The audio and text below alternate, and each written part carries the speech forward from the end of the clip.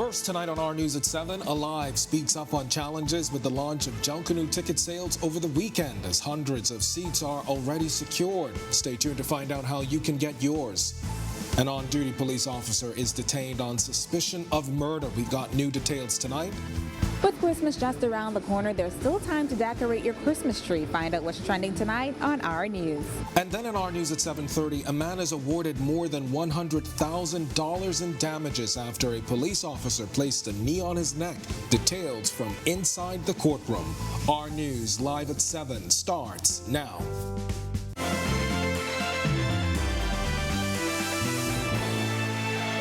Welcome to Our News Live at 7. Thanks for joining us tonight. I'm Candino Knowles.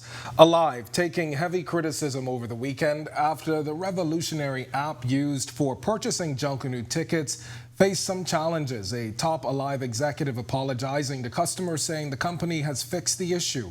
Chief Information Officer Dwayne Davis says the Alive Events app was flagged as spam over the weekend.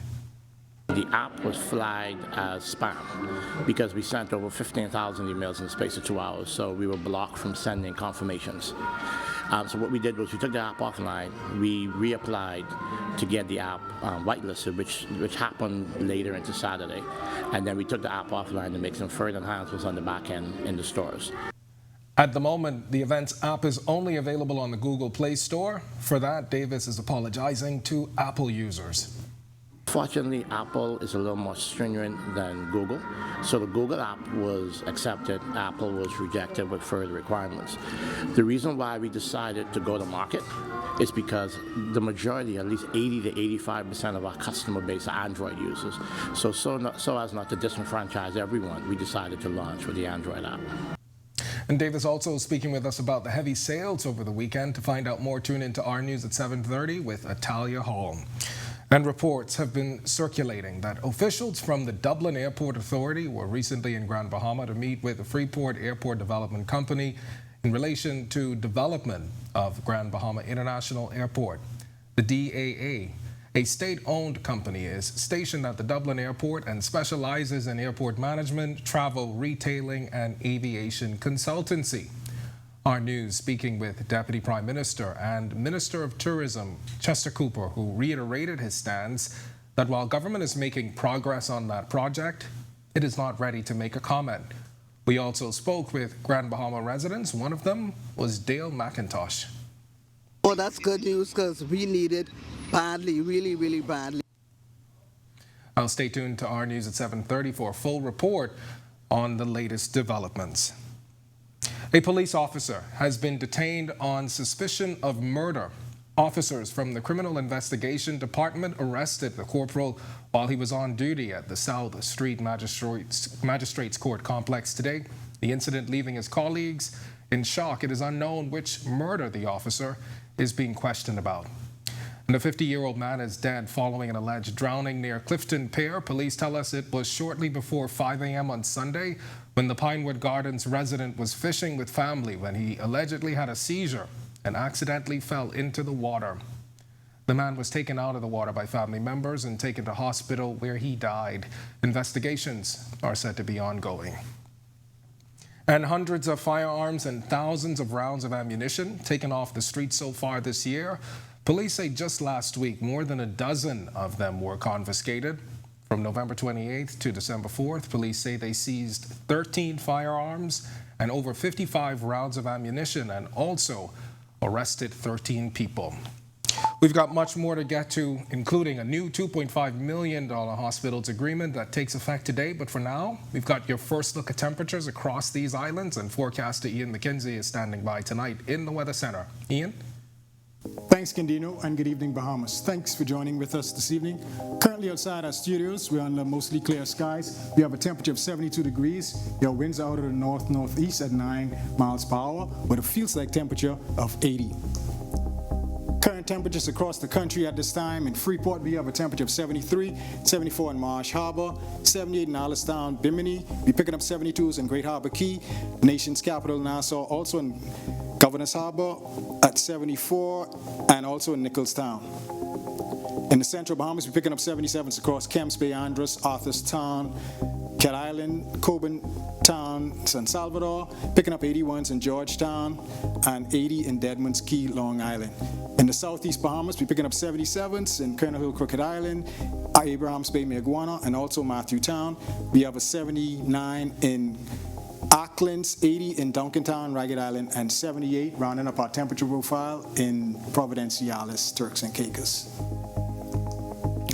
Looking at our satellite picture right now, not much to talk about. We just have a few spotty showers associated with this funnel system that will continue to wash out across the extreme northwest Bahamas. However, we do anticipate a low pressure system to build to our west, along with a high pressure system to our west, along with a low pressure system to our east. These two systems will combine to generate brisk northeasterly winds across our area. So we're asking you boaters and beachgoers to exercise caution over the next several days. This is your first look at weather. Stay tuned. More is still to come. Still to come in our news, step right up. The holiday Carnival is back in town after a disappointing turn of events last year. Our Berthany McDermott visits the grounds as setup continues. And how are you dressing your Christmas tree this year? Our Jamila Miza gives us the ins and outs of decorating and how you can help make the season bright for residents of the Ranfurly Home for Children. It's all coming up when our news returns.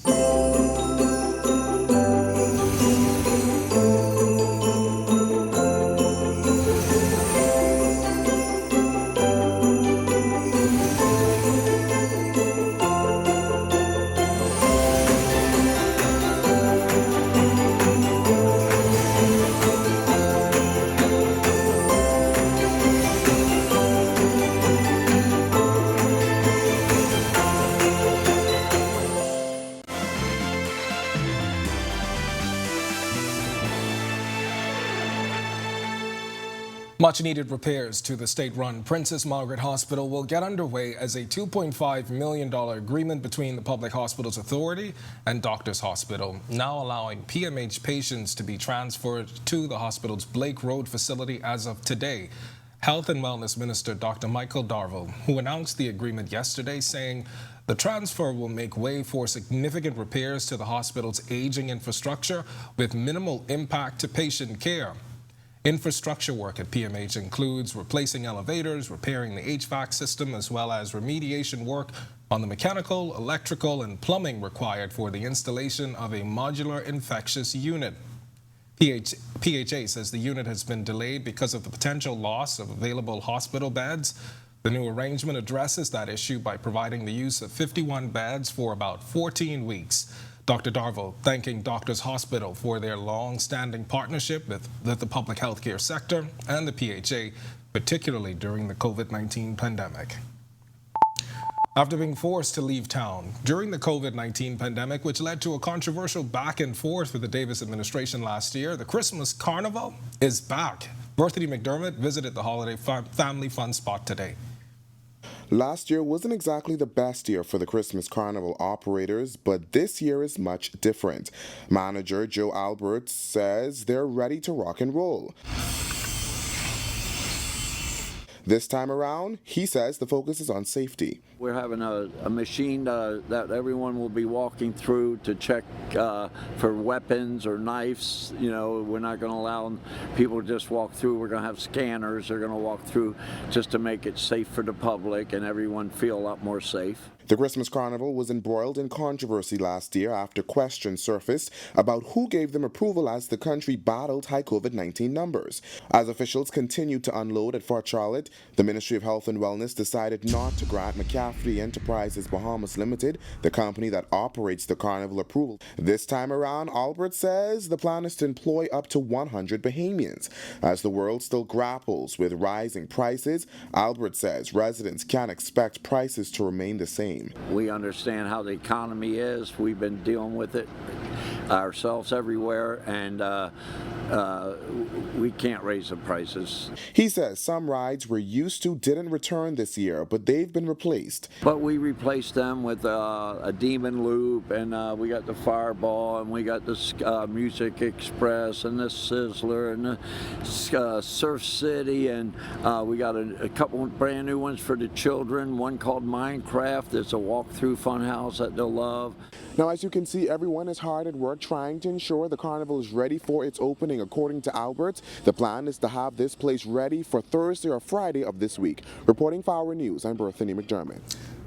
Well, I hope they brought back the Ring of Fire. Thanks, Berthany. And with Christmas just around the corner, some holiday enthusiasts have already decorated their Christmas trees. But if you haven't just yet and need a little help deciding what to do with yours, Jamila Mizik tells you what's trending this year.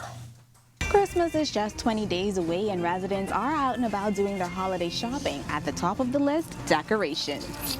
If you walk into Home Fabrics or Quality Home Center, not only will you hear holiday music, you'll also find lots of decorations for your home and your tree. Store manager at Home Fabrics, Eldika Gittin, says for them, the most popular colors for tree decorating have been red, gold, and white. And you may be surprised to know that there's another interesting find. The most festive character they were getting was the Grinch. So we have a lot of Grinch that we're selling out of and whatever else, because that seems to be what a lot of people are asking for this year. As for Christmas trees, she says, more than getting the regular Christmas tree, a lot of persons are after the pre-lit Christmas trees. Over at Quality Home Center, floor manager Jenny Smith says Christmas lights are a hot seller. We have a lot of picked flowers and stuff, so persons are doing the new look now, which is an awesome thing. We have the mesh in different colors also. So some sticking to the old-fashioned red and white and green, and then yet there's some who branching off to the pink, which is the top color this year. And if you're looking for deals, we have some things that we have 50% off selective items. We have some the charges 20%. We have good prices. Because we're doing our 20% off on the Christmas items once it's not a net item. Reporting for Our News, I'm Jamila Mizik. When our news comes, we turn our spotlight to stories making headlines across the world as China scales back some COVID controls. Plus, on this day in 2013, South African nationalist and statesman Nelson Mandela dies. And a special donation to the Ranfurly Home for Children. The story when Our News returns.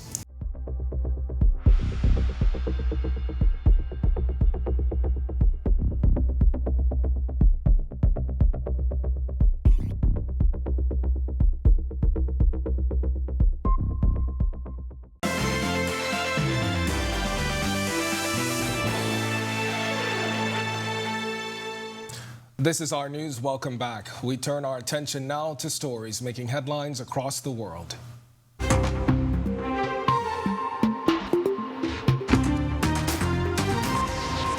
Georgia's 7 million registered voters will go to the polls tomorrow for the 5th time in 4 years, thanks to a quirk in the state's election law that requires winning candidates for statewide posts in general elections not just to get more votes than everyone else, but to get 50% of the votes cast. Incumbent Democrat Raphael Warnock, a Southern Baptist preacher from Dr. Martin Luther King Jr.'s old church in downtown Atlanta, will face the Republican former football star Herschel Walker, a man backed by former President Donald Trump, who has faced accusation that he paid for wives and girlfriends to get abortions, despite avowing a profoundly anti-abortion stance. China is easing some of the world's most stringent antivirus controls as authorities say new variants are weaker, but they have yet to say when they might end a zero COVID strategy that confines millions of people to their homes and set off protests and demands for President Xi Jinping to resign. On Monday, commuters in Beijing and at least 16 other cities were allowed to board buses and subways without a virus test in the previous 48 hours for the first time in months. Industrial centers, including Guangzhou near Hong Kong, have reopened markets and businesses and lifted most curbs on movement while keeping restrictions on neighborhoods with infections. That's the upcoming documentary. The death toll from the tragic flash flood that swept away members of a church congregation along a river in Johannesburg, South Africa, has risen from 9 to 14. Officials confirmed that rescue teams on Monday resumed search operations for at least 3 people still missing. A Johannesburg Emergency Services spokesman says 12 bodies were recovered on Sunday in addition to the 2 bodies recovered on Saturday. Members of the congregation were participating in rituals along the river when a flash flood swept away several of the worshippers. And a landslide in the west has killed at least 27 people. That's according to Colombian President Gustavo Petro, who says a bus full of passengers was among several vehicles buried under mud and rocks which tumbled down a hillside following heavy rains. One of the passengers helped his wife and 2 children escape from the bus before he was buried and died. He says at least 3 children are among those killed. Witnesses say an intercity bus, a jeep, and a motorbike had stopped on the road because of a car accident further ahead when a part of the hillside collapsed on top of them. The bus is thought to have had 2 drivers and 25 passengers on board when it set off, but more passengers could have boarded along the way. And a 29-year-old Guyanese man died after being electrocuted while putting up a 27-foot metal Christmas tree. The victim has been identified as Deepak Ramdeen of East Coast Demerara. The Guyana Police Force says Ramdeen was allegedly electrocuted last night as he and 3 other men were installing a metal Christmas tree about 27 feet in height at the front of a Lusganan residence. It is alleged that the star on the tip of the tree came into contact with a live wire overhead, which caused Ramdeen to be electrocuted. Still to come in our news, today in history, find out interesting facts about the day that was December 5th with 2 infamous shipwrecks in 1803 and 1804.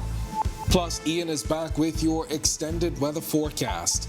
And then in our news at 7:30, a former cabinet minister lends his expertise to the 50th anniversary Independence Planning Committee. We'll tell you who when our news continues.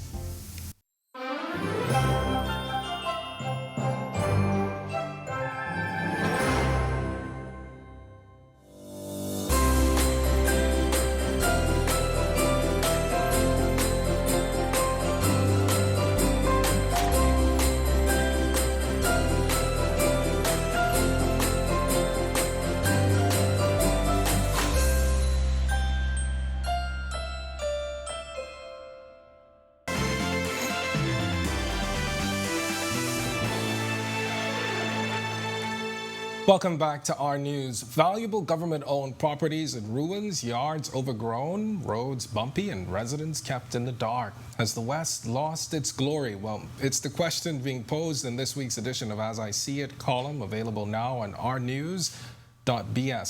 Columnist Tanya Smith-Cartwright is talking on the issue this week, writing that a series of articles she wrote on the abandoned houses in 2021 begged the former administration to give some attention to those homes which she discovered were in government's care. Smith-Cartwright writing that her pleas appear to have fallen on deaf ears. It's quite a read, and if you're interested, you can find out more at ournews.bs, and to follow the columnist, be sure and check out our website each and every Monday. Well, it's time now to turn our attention to our spotlight, that is, on events that shaped the day that was December 5th, including 2 infamous shipwrecks in the 1800s. Take a look.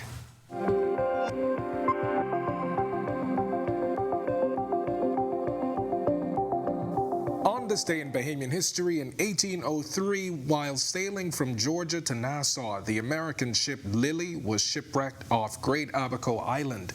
A year later, on the same day, the English ship Montfortney was shipwrecked and lost off the coast of Crooked Island.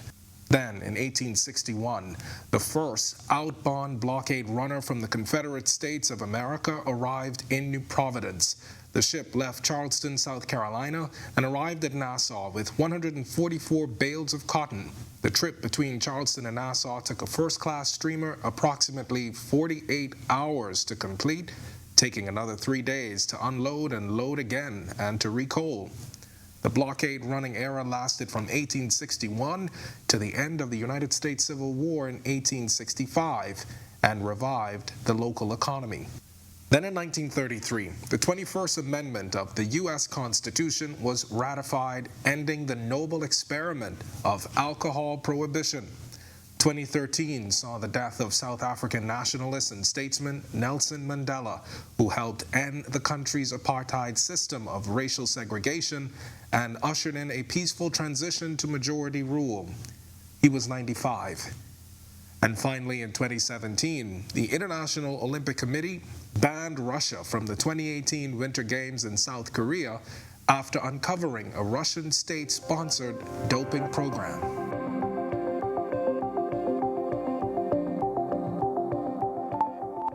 Some little givers with big hearts making a donation today to the Ranfurly Home for Children. Rima Preparatory Academy principal Denise Williams says during the month of October, students were asked to bring in canned goods for a special donation. Williams says the decision to give back to the home was a no-brainer. This is one of the places that we know that have children, and we wanted to support the fact that there are children out there that are less fortunate than we are. So after speaking to them, we had decided to bring our canned goods to the Ranfurly Home for Children. Ranfurly Homes for Children brand ambassador Branishka Bullard thanking Rima Prep for considering the home, especially during the holidays. And it really means a lot. Ranfurly is the only private home in the Bahamas, which means that we do depend on donations heavily from the public to help raise our kids and help feed our kids. So anything as, you know, canned goods goes an extremely long way. All right, what a wonderful effort. Now to watch that story again and for all of today's top stories, visit ournews.bs. And remember, you can share all your favorites right from the Our News Bahamas Facebook page. It's going to do it for us in News at 7. Joining us now is Atalia Hall. She's got the latest headlines. Atalia? Yes, Ken, great initiative for Ranfurly Home. Yeah, absolutely. I was really happy to see them giving back in the way that they have, especially if you don't do it throughout the year. Christmas time is obviously the best time to say, you know, just give back and help out. Yes, thanks, Ken. And Alive is addressing that Junkanoo ticket sale issue they had over the weekend, plus the gift of giving. New tonight on Our News Live at 7:30. Possible progress at Grand Bahamas Airport is welcome news. To that island's residents, we'll tell you why. Plus, Junkanoo tickets went on sale this weekend, but not without a few hiccups. We'll tell you how you can secure your seat with the touch of a button. But first, a six-figure payout for a man who struggled to breathe after a police officer placed his knee on his neck 4 years ago. Details from inside the courtroom. It is the holidays, and that means it's time to give. Find out how you can put a smile on their faces at the Ranfurly Home for Children. That story straight ahead on Our News. Our News Live at 7:30 starts in a moment.